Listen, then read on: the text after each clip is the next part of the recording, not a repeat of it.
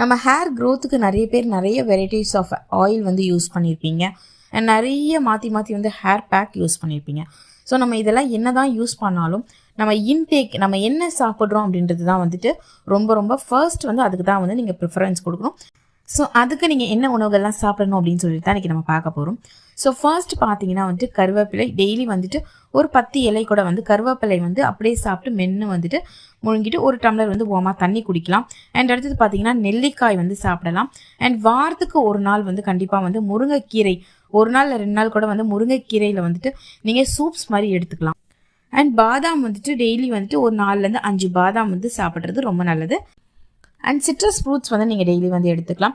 அதாவது orange, strawberry, so இந்த மாதிரி வந்து சிட்ரஸ் ஃப்ரூட்ஸ் வந்து கண்டிப்பாக நீங்கள் எடுத்துகிட்டு வந்தீங்கன்னா உங்கள் ஹேர் வந்து நல்லா வந்து லாங்காக ஸ்ட்ராங்காக வந்து வளரும்.